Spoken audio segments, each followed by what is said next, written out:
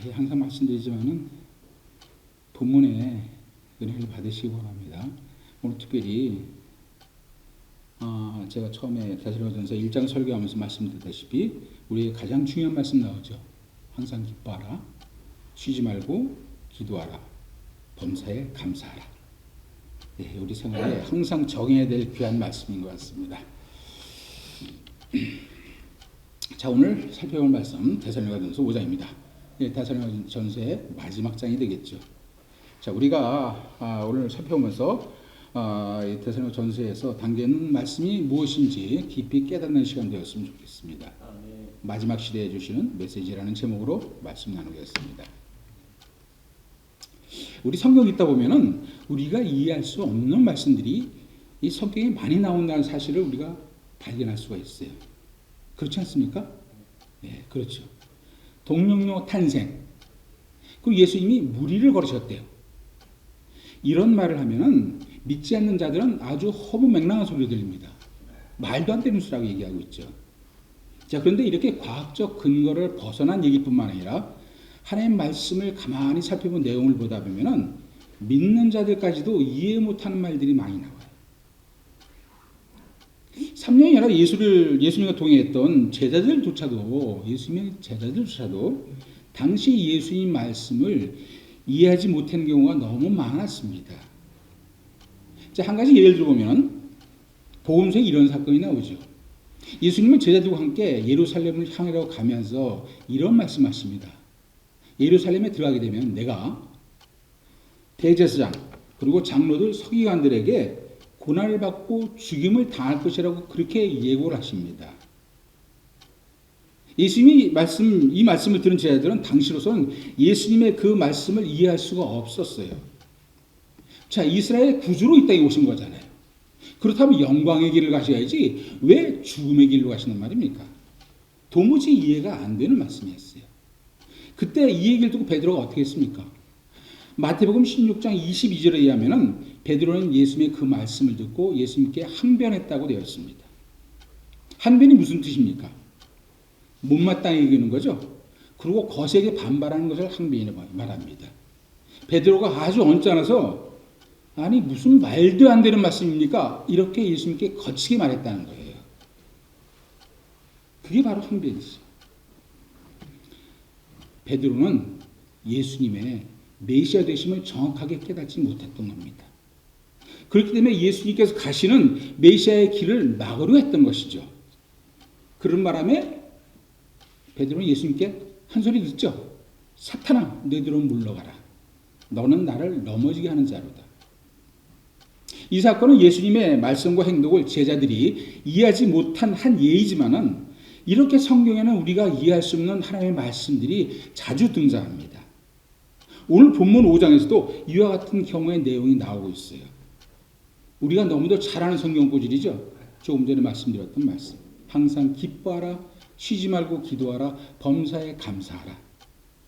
자, 쉬지 말고 기도하라는 말씀은 어느 정도 이해가 갑니다. 왜요? 성도들이 기도하는 것은 항상 우리가 해야 될 의무이니까. 자, 그런데 항상 기뻐하라, 쉬지 말고 기도하라. 이 말씀은 우리가 조금 생각해 볼 여지가 있는 거 아닙니까? 자, 지금 데살로니가 전서 이 편지는 사도 바울이 누구에게 쓴 편지입니까? 데살로니가 성도들에게 쓴 편지예요. 자, 그렇다면 바울이 이 편지를 쓸 당시에 데살로니가 성도들이 처해 있는 그 상황이 어땠습니까? 사장까지 오면서 우리 많이 살펴보지 않았습니까? 유대인들뿐만 아니라 동족 데살로니가 사람들에게도 온갖 핍박과 박해를 당하고 있는 그러한 상황이었어요. 왜요?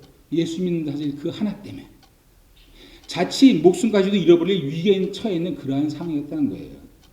자, 오늘 죽을지 내일 죽을지 모르는 그러한 사람들에게 항상 기뻐하라, 범사에 감사하라.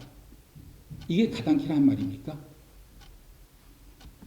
자칫 성질 있는 사람들한테 그런 얘기하면요, 누구 성질 돋느냐고 대번에 싸우기 십상인 것이죠.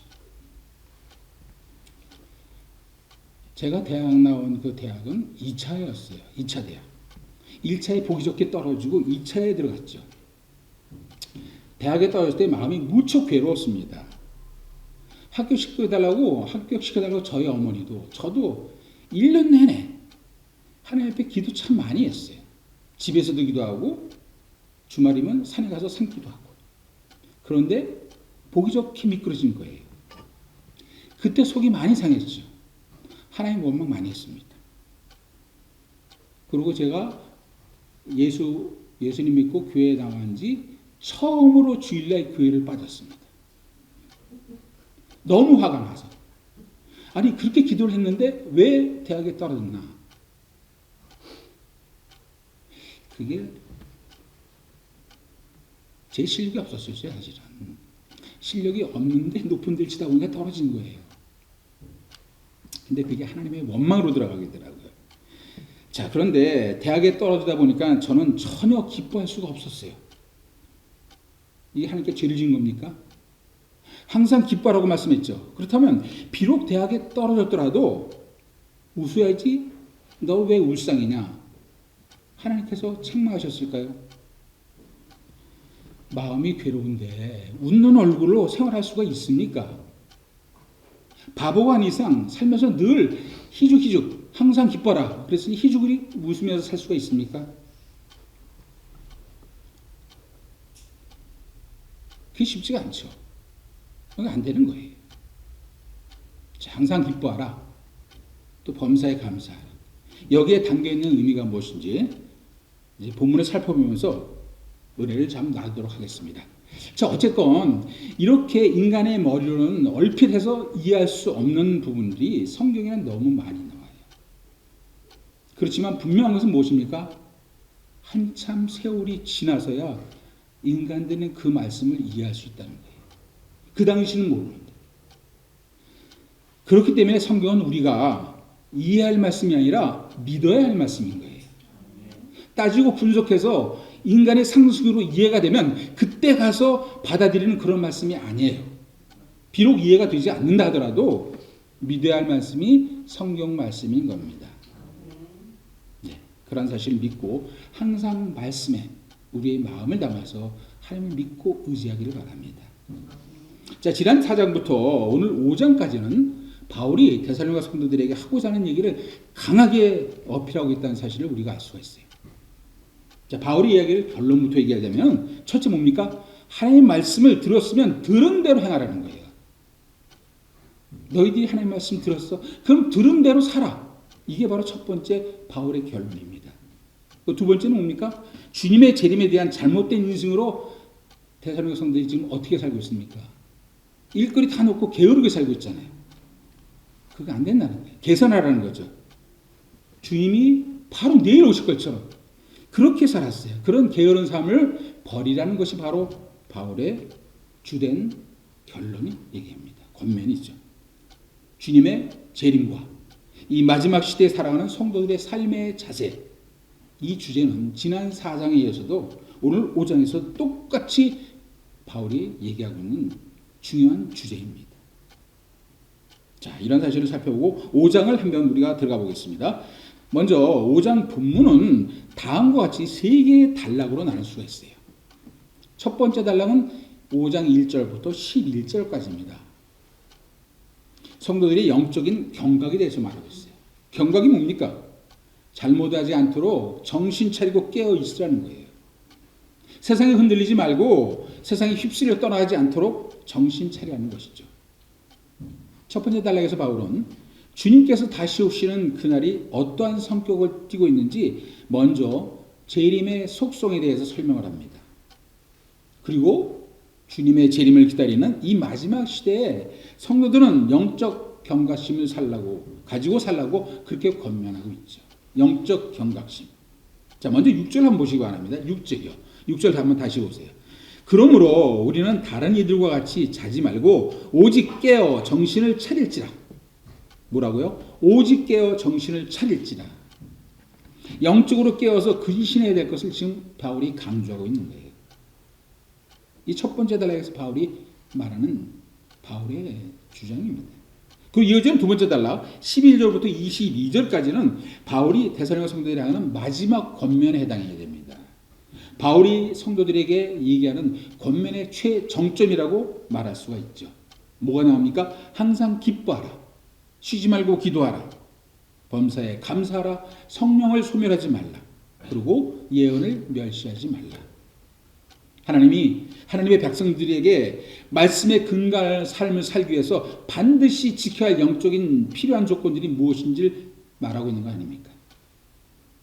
자, 그리고 이어지는 25절부터 28절까지가 5장의 마지막 세 번째 단락. 바울의 끝인사에 해당이 됩니다. 우리 주 예수 그리스도의 은혜가 너희에게 있을지어다.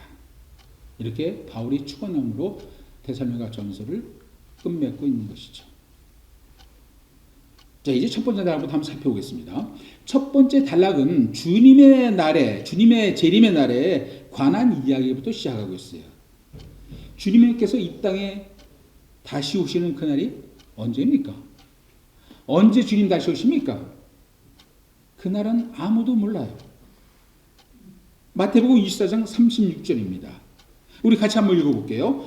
그날과 그때는 아무도 모르나니 하늘의 천사들도 아들도 모르고 오직 아버지만 아시느니라. 예수 그리스도께서 이 땅에 다시 오시는 그날은 오직 누구요? 하나님만이 아신다는 거예요. 우리 과거에 시한부 종말론자들이 예수 그리스도께서 재림하신다는 그 날짜를 자기 멋대로 정해놓고 야단법석을 떨었잖아요. 결국 어떻게 됐습니까? 허무맹랑한 헛소리로 끝맺었죠. 그 당시 근데 많은 사람들이 혼란을 겪었어요. 자, 본문 2절에 하면 주의 날은 밤에 도둑같이 임할 것이라 그렇게 말합니다. 도둑같이 임한다는 거예요. 도둑 언제 올지 모르잖아요. 그렇게 임한다는 겁니다. 요한계시록 16장 15절에서도 주님은 내가 도둑같이 올 것이라고 똑같은 내용으로 말씀하셨어요. 주님께서 이 땅에 오시는 그날은 어느 누구도 예측하지 못하는 사이에, 모르는 사이에 불시에 닥친다는 거예요. 불시에 오신다는 거죠. 자, 그런데 그렇게 주님이 도둑같이 오시는 재림의 날을 맞이하는 양상은 두 가지로 나타난다는 사실을 3절과 4절이 말하고 있습니다. 3절과 4절을 다시 한번 보십니다. 다시 한번 보겠습니다. 3절과 4절입니다. 그들이 평안하다, 안전하다 할 그때에 임신한 여자에게 해산의 고통이 이름과 같이 멸망이 갑자기 그들에게 이르리니 결코 피하지 못하리라. 4절입니다. 형제들아 너희는 어둠에 있지 아니하며 그날이 도둑같이 너에게 임하지 못하리니. 자, 보시다시피 3절과 4절은 지금 대조를 이루고 있죠. 무슨 대조입니까? 믿는 자들과 믿지 않는 자들의 대조입니다. 3절에서 말하는 그들은 누굴 말합니까? 3절에서 말하는 그들은 바로 불신자들이죠. 믿지 않는 자들입니다. 자, 그들은 세상 끝날, 곧 심판의 날에 있을 것이라는 생각을 전혀 못하고 있다는 거예요. 이 땅의 삶이 죽음으로 모든 것이 끝난다고 생각하는 사람들이죠. 죽음은 그냥 끝, 이렇게 생각하는 사람들이에요. 그렇기 때문에 그들은 그저 사는 날 동안 이 세상에서 평안만을 추구합니다. 자기 자신만을 믿고 살아가는 거예요. 언제와 같습니까? 누구의 때와 같이? 노아의 때와 같이. 노아의 때 먹고 마시고 장가들고 시집가던 그러한 사람들과 똑같은 모습으로 세상을 살아가는 겁니다. 그런 세상 사람들이에요. 본문은 그들을 어둠에 속한 자들이라고 말하고 있죠. 어떻게 됩니까? 자신들이 모르는 사이에 갑자기 멸망이 임할 것이라고 그렇게 말하고 있어요. 그 멸망 결코 피하지 못합니다. 피할 수 없다고 지금 3절은 단호하게 말하고 있죠. 자, 그런데 이와는 대조적으로 빛에 속한 자들은 다릅니다. 믿는 자들은 다르다는 얘기예요. 어떻게 해요? 믿지 않는 자들처럼 갑자기 멸망에 처하지 않는다고 말합니다. 자, 예수 그리스도께서 이 땅에 오시는 날은 그날이 언제가 될지 믿는 자들이나 믿지 않는 자들이나 모르기는 매한가지예요. 믿는 자라고서 아는 것이 아니란 얘기예요. 똑같이 모른다는 얘기죠. 그런데 둘 사이에 다른 것이 있습니다. 뭐가 다릅니까? 믿지 않는 자들에게 그날은 전혀 예상하지 못한 상황에서 갑자기 들이닥치는 그런 날이에요. 없을 줄 알았는데 이게 뭐야? 심판의 날이 오는 거예요. 갑자기 닥치는 심판의 날인 거예요. 그들에게는 어떻게 됩니까? 그날이 바로 두려움의 날이 되는 것이죠. 그런 반면에 믿는 자들은 그렇지가 않습니다. 불신자들에게처럼 그날이 도둑같이 임하는 그런 날이 되지 않을 것이라고 지금 본문 4절에 말하고 있지 않습니까? 왜 그렇습니까? 비록 그날이 언제일지 똑같이 모른다 할지라도 믿는 자들은 그날이 반드시 올 것이라는 사실을 이미 알고 있었기 때문이에요. 이미 예상하고 있었기 때문이죠. 그래서 믿음과 소망으로 그날을 준비하고 있었기 때문에 믿는 자들에게는 그날이 두려움의 날이 되지 않을 것이기 때문입니다. 예상하고 있으면 당연히 두렵지 않죠. 언젠간 오시는데, 오셔서 심판할 것을 미리 알고 있는데, 그렇기 때문에 두렵지 않다는 거예요. 그날은 오히려 어떻게 됩니까? 영광의 날이죠. 그래서 우리는 그날을 소망하고 전혀 두려움 없이 그날을 기다리고 있는 거예요. 이게 바로 완전히 두 가지 양상을 가지고 있는 재림의 날의 성격인 겁니다. 완전히 대조가 되는 거죠. 자, 이렇게 주님의 날을 맞이하는 모습을 두 가지로 바울은 대조했어요. 근데 이어지는 5절부터 9절까지에서도 어둠에 속한 자들과 빛의 아들을 바울은 대조해서 설명하고 있습니다. 어둠에 속한 자들은 밤에 술 취하고 밤에 자는 자들이라고 얘기해요. 하나님이 없는 삶을 사는 자들이지요. 그러나 빛의 아들은 다릅니다.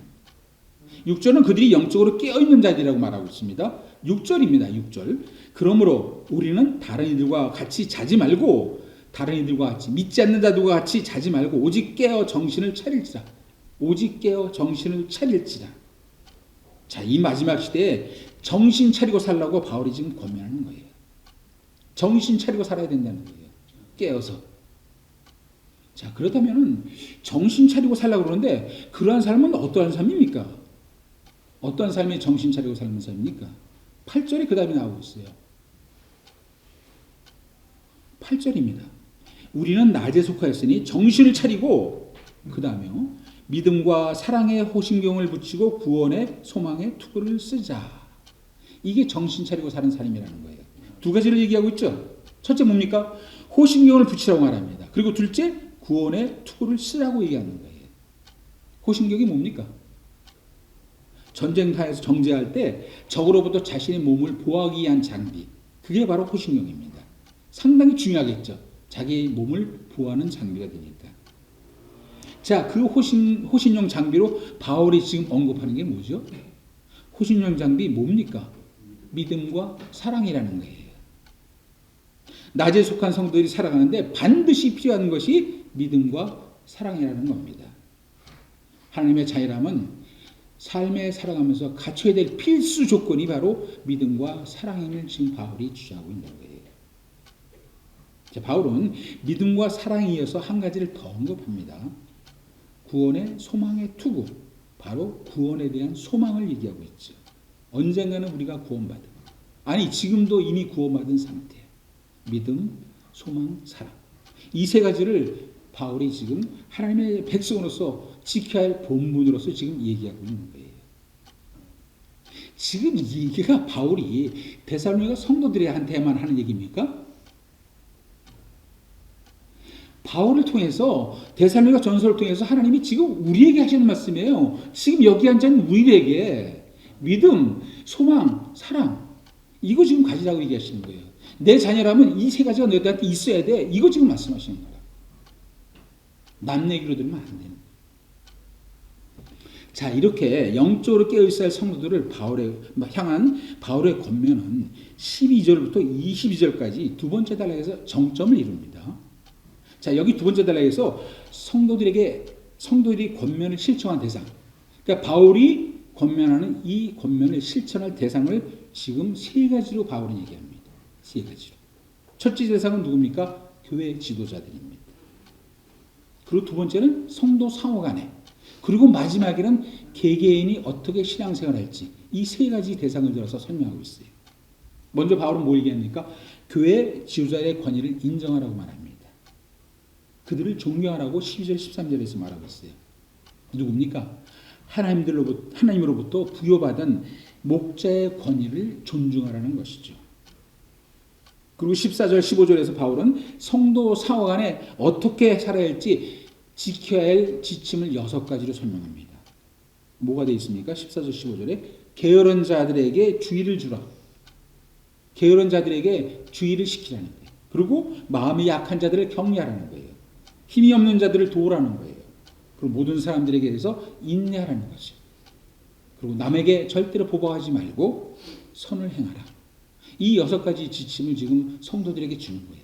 서로 상호 간에 그렇게 그 지침들을 지키고 살라는 거예요. 교회 내에서 서로 화목하고 화평을 이루기 위해서 실천해야 될 사항들을 지금 바울이 얘기하고 있는 거예요. 교회 안에서 이 6가지를 지키고 살라는 것이죠. 자, 이렇게 12절부터 15절까지는 성도 사호 간에 지켜야 될 지침들을 바울이 얘기했어요. 자, 그런데 이어지는 16절부터 22절까지는 성도들 각 개인이 추구해야 될 바람직한 신앙생활에 대해서 얘기하고 있습니다. 각자 개인에게 주는 귀한 말씀인 거예요. 개인적으로 신앙생활을 어떻게 할 것이냐, 거기에 대한 가르치는 거죠. 우리가 신앙생활을 하기 위해서 우리의 개개인에게 명하시는 하나님의 명령입니다. 이거는 선택사항이 아니에요. 필수사항입니다. 필수사항. 하나님의 자녀라면 지켜야 될 필수사항인 거예요. 자, 16절부터 18절까지 상당히 중요하죠. 하나님이 우리에게 지금 말씀하시는 거예요. 16절부터 18절까지 우리 다 같이 한 목소리 한번 읽어볼게요. 항상 기뻐하라. 쉬지 말고 기도하라. 범사에 감사하라. 이것이 그리스도 예수 안에서 너희를 향하신 하나님의 뜻이니라. 아멘. 자, 항상 기뻐하라 나오죠. 서두에서 말씀드렸다시피 데살로니가 성도들에게 지금 뭐 하나라도 기쁜 일이 있습니까? 당시 데살로니가 성도들은 곧 죽을 것 같았어요. 그런 것들에게 바울이 지금 기뻐하라 이 얘기하는 거예요. 자, 바울이 그렇게 말하는 거 듣고 성도들은 아마 어처구니가 없어서 쓴웃음을 지었을지도 몰라요. 이게 뭔 말하는 거야 지금 대체? 우리 상황이 지금 어떤데 우리 보고 기뻐하라는 거야 대체? 제가 대학에 떨어졌을 때 힘들었던 것처럼 어떤 사람들은 아마 울상을 지었을지 몰라요. 내 이름은 죽을지도 모르는데 기뻐하라. 자, 그런데요, 하나님은 인간이 처한 상황에 따라서 감정을 느낀다고 해서 그것을 죄로 여기지 않습니다. 슬픈 일이 있을 때 울 수 있어요. 힘든 일이 있을 때는 누구라도 고뇌할 수 있습니다.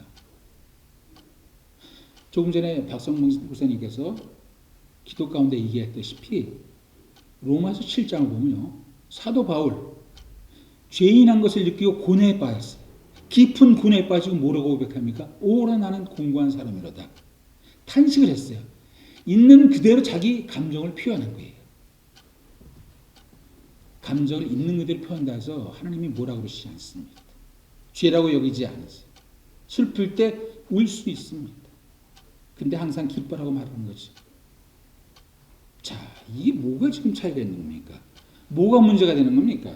하나님께서 안타까워하시는 것이 무엇입니까? 왜 기뻐라고 말씀하시는 거예요? 성도들이, 자녀들이 자신이 처한 상황, 자신이 처한 환경에 빠져서 헤어나오지 못한다는 데 문제가 있는 겁니다. 슬프고 괴롭다는 그 상황에 그냥 구속돼서 거기서 빠져나오지 못하는 데 문제가 있는 거예요. 마치 하나님이 돌아가신 것처럼, 돌아가시는 것처럼 시리에 빠져서 개로 나락으로 떨어진다는 데 문제가 있는 겁니다. 하나님이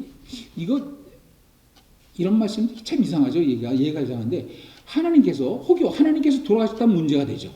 이건 큰 문제입니다. 근데 하나님께서 돌아가시지도 않았는데 왜 맨날 시리에 빠져가지고 기도할 수 있는데, 하나님을 의지할 수 있는데, 하나님 믿고 기뻐할 수 있는데, 근데 왜 그 상황에 빠져가서 처한 환경에 빠져가지고 거기서 헤어나지 못하고 맨날 시리에 빠져서 나락으로 떨어지냐는 거예요. 그게 문제인 겁니다. 하나님이 그걸 안타까워하시는 거예요. 하나님 자녀들이 그러기를 원치 않으시는 겁니다. 어떠한 상황에서라도 그 상황을 딛고 일어서기를 바라시는 거예요. 그렇게 함으로 해서 고난이 기쁨으로 바뀌기를 바라시는 것이죠. 그래서 항상 기뻐하라고 말씀하시는 거예요. 범사에 감사라 역시 다를 바 없습니다. 범사가 뭡니까? 우리가 살아가면서 일어나는 모든 상황, 모든 환경, 이걸 다 범사라고 얘기하죠. 범사. 기쁠 때나 슬플 때나 좋은 일이 있을 때나 괴롭고 힘든 일이 있을 때나 언제든지 감사라는 거예요. 전혀 감사할 수 없는 상황에서도, 전혀 기뻐할 수 없는 상황에서도 기뻐하고 감사라는 것이죠. 어떻게 그럴 수 있습니까? 눈앞의 현실은 그렇지가 못한데.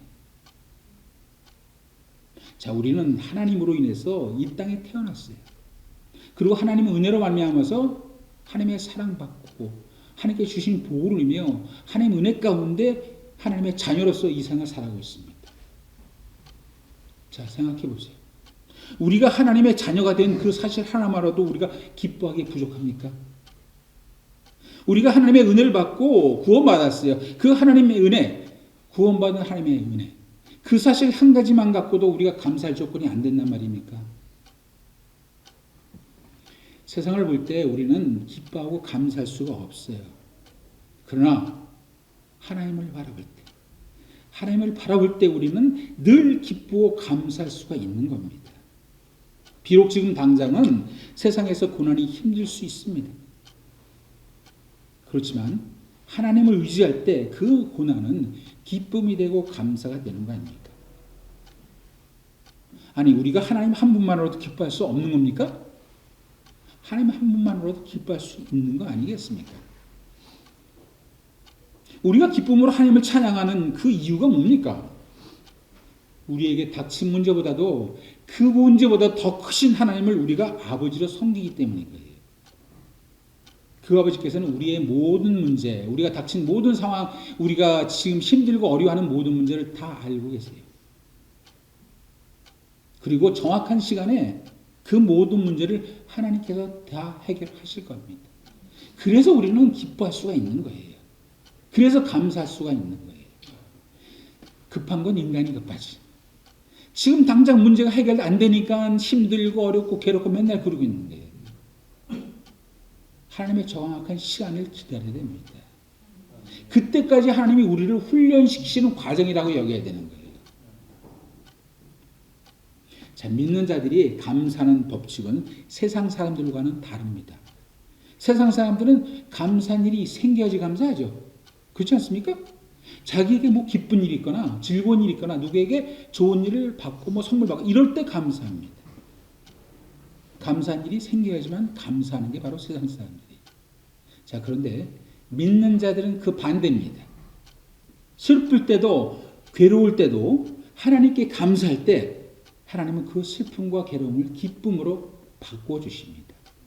항상 기뻐하며 범사에 감사하며 살 때, 그럴 때 감사하며 살아갈 때, 그럴 때 감사한 일이 더욱 넘쳐나는 거예요.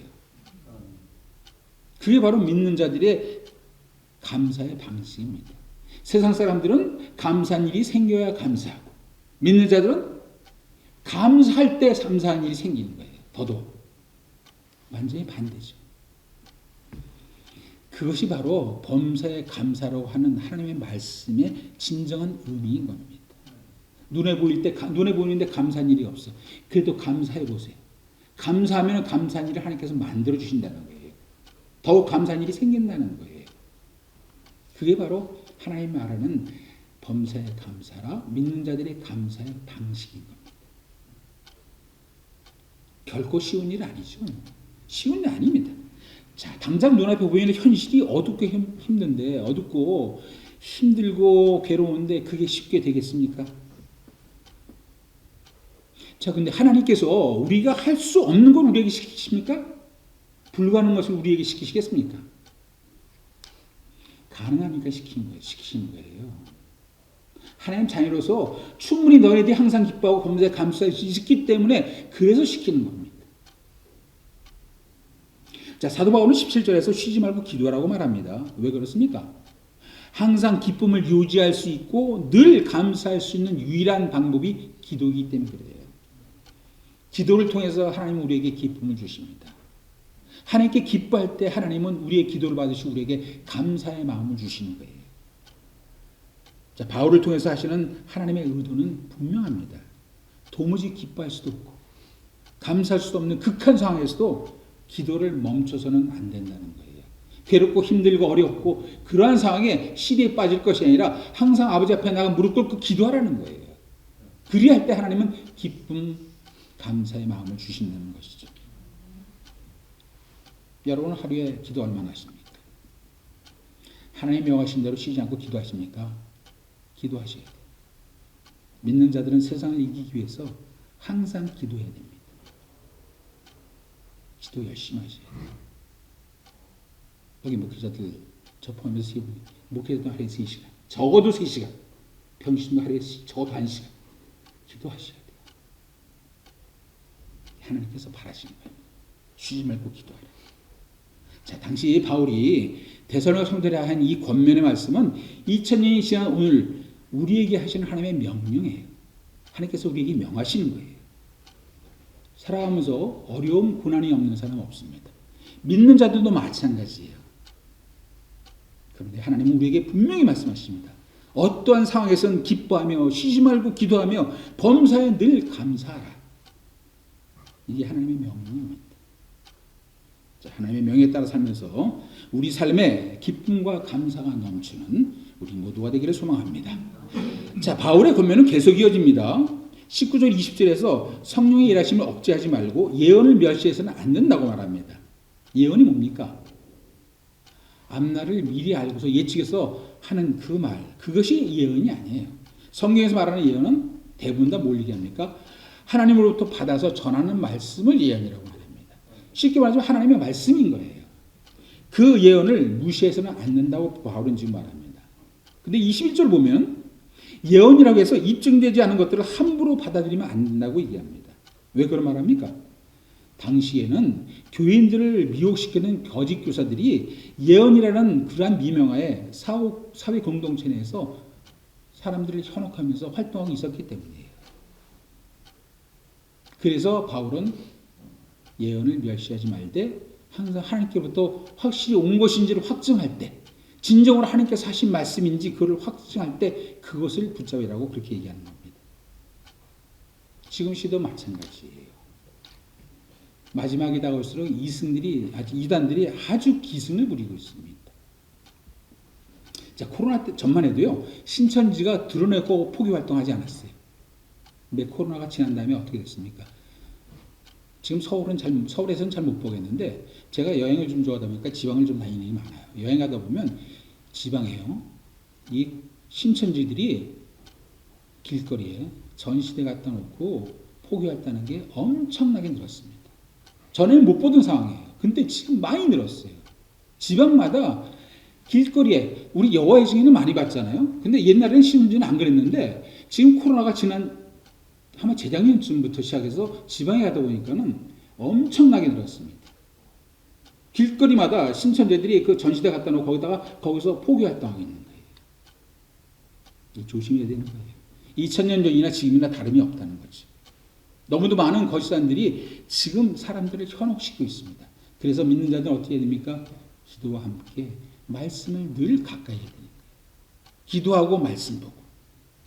그게 하나님께서 우리에게 명하시는 하나님의 명령입니다. 자, 이제 이렇게 함으로써 데살로니가 교회에 쓴 바울의 편지는 이제 끝을 맺을 때가 됐어요. 데살로니가 성도들에게 주님이 오신 그날까지 한 점 부끄러움이 없기를, 흠이 없기를 바울은 하나님께 기도합니다. 세상을 이기고 세상에 물들지 않기를 바울은 지금 바라고 있는 거예요. 그리고 이어지는 바울의 끝인사와 함께 축원으로 데살로니가 전서가 끝을 맺고 있죠. 자, 오늘 마지막 5장을 살펴봤는데 이 5장을 살펴보고 나면 우리가 한 가지 사실을 기억했으면 좋겠어요. 바울이 5장에서 강조하는 것이 무엇입니까? 주님의 재림에 대한 이야기가 데살로니가 전서 5장을 통해서 한 장마다 빼놓지 않고 재림이 등장했습니다. 재림의 이야기가. 이 주님의 재림은 데살로니가 전서를 통해서 중요한 주제 가운데 하나라는 거죠. 자, 그런데 바울이 주장하는 것은 뭐냐? 종말로 대한 그 교리보다 오히려 하나님의 백성으로서 살아야 될 그 신앙생활, 삶의 방식, 자세, 이게 중요하다는 거예요. 그걸 중요하게 여기다는 거예요. 주님이 언제 오실지 거기에 신경 쓰지 말라는 거예요. 너희들이 하나님께서 명한 대로 이 생을 살아가는, 이 마지막 시대를 살아가는 게 그게 중요하다는 겁니다. 자, 데살로니가전서를 통해서 하나님께서 우리에게 주시는 메시지가 그럼 뭡니까? 하나님은 단호하게 말씀하십니다. 영적으로 깨어 있으라고 말씀하십니다. 영적으로 깨어 있으라. 사탄은 우리를 넘어뜨리고 항상 호시탐탐 그 틈을 노리고 있습니다. 그럴 때 영적으로 깨어 있어. 그것은 뭡니까? 곧 뭡니까? 믿음을 굳건히 하라. 서로 사랑하라. 항상 기뻐하라. 쉬지 말고 기도하라. 범사에 감사라는 겁니다. 그 상을 지키라는 것이. 그래야지 승리할 수 있다는 거예요. 우리 모두 하나님께서 오늘 우리에게 주시는 이 메시지, 데살로니가전서를 통해서 주시는 이 메시지를 실천함으로 이 마지막 시대를 성실히 살아가는, 그래서 하나님의 자녀로서 하나님을 기쁘시게도 하나님께 영광을 드리는 우리 모두가 되기를 소망합니다. 네. 자, 기도하겠습니다. 하나님 감사합니다. 데살로니가전서 5장으로 데살로니가전서의 말씀을 끝이 맺습니다. 아버지 하나님의 뜻, 하나님께서 주신 메시지를 얼마나 제대로 증거하고 저들이 얼마나 받았는지 모르겠습니다. 이 마지막 시대를 살아가면서 저들에게 주시는 이 귀한 메시지들을 마음속에 담고 하나님의 백성으로서, 하나님의 자녀로서 이 생을 살아가면서 늘 세상을 이기고 하나님을 영화롭게 드리고 하나님께 기뻐하심을 드리는 모두의 삶이 되기를 진정 원합니다. 저희들 연약합니다. 성령께서 저희들과 같이 하셔서 모든 것을 이끄시고 인도하실 때 그것이 가능하신 것을 알고 있사오니 저희들 늘 하나님을 바라보고 세상에서 승리의 삶을 살 수 있게 역사하여 주시옵소서. 감사하며 예수 그리스도 이름으로 기도합니다. 아멘.